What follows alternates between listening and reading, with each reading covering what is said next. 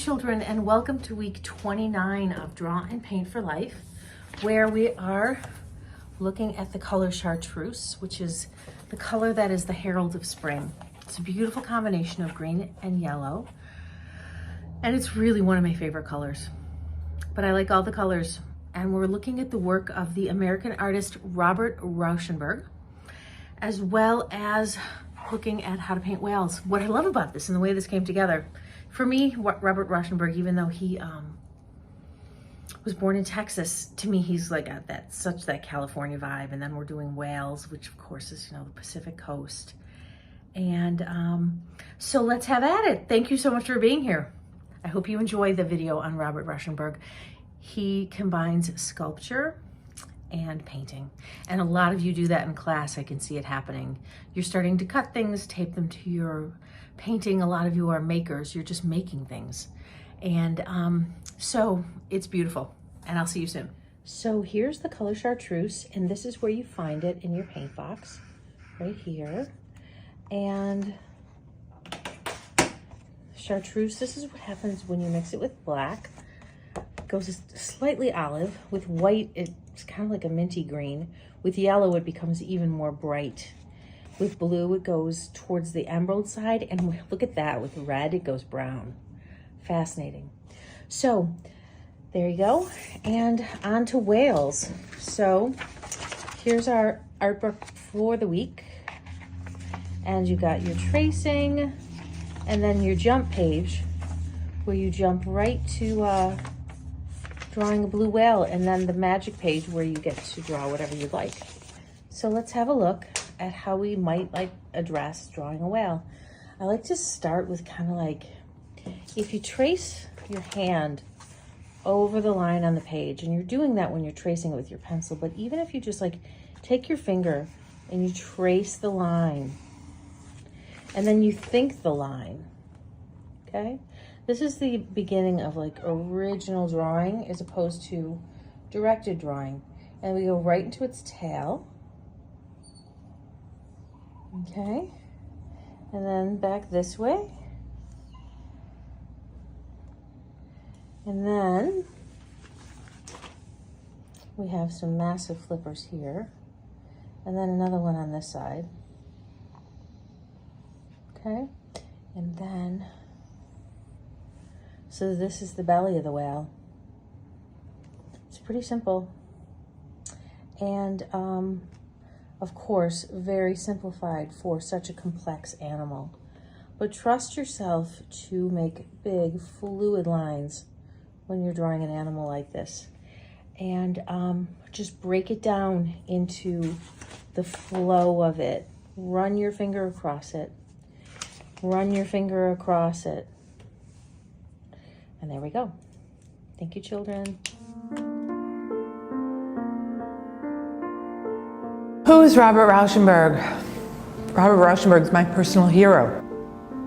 Rauschenberg is one of the most fecund artists of the second half of the 20th century. He married painting and sculpture. When he did so, he invented a word to come up with the thing that he had done, and that word was combine.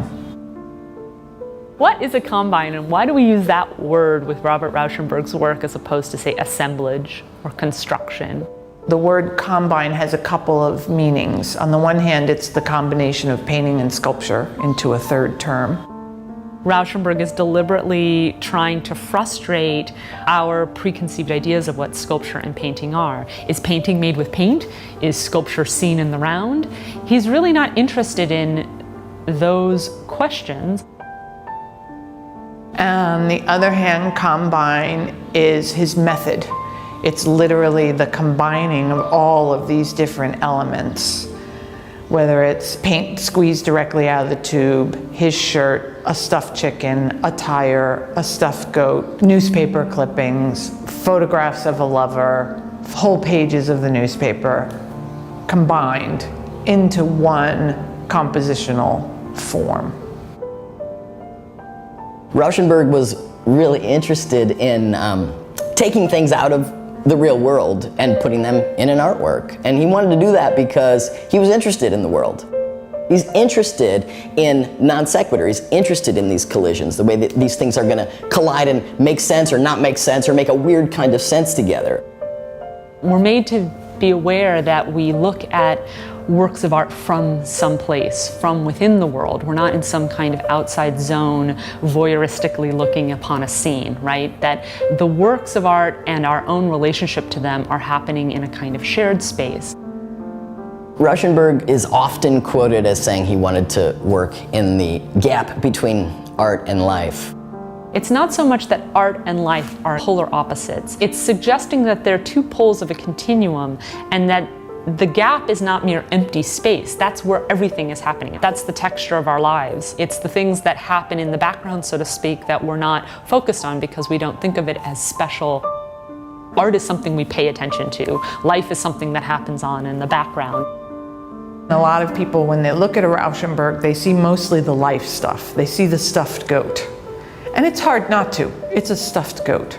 But on the face of that stuffed goat is paint. And so I think that tension between those materials that come from everyday life and the materials that come from the sphere of art is the way he's able to get at that space. I'm not so sure there is a gap, or there was a gap for him. I feel like the way he was making art was the way non-artists are also living life, which is to say, we're social, we're human, we're interacting, and that was just his way of doing it. Rauschenberg gave artists an enormous sense of permission.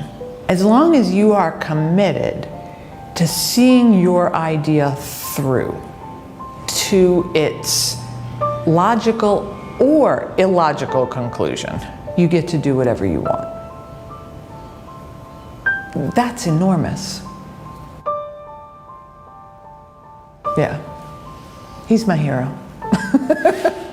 He's totally my hero. For being here for the work of Robert Rauschenberg and The Whale and the Color Chartreuse. Have a great week and I'll see you soon.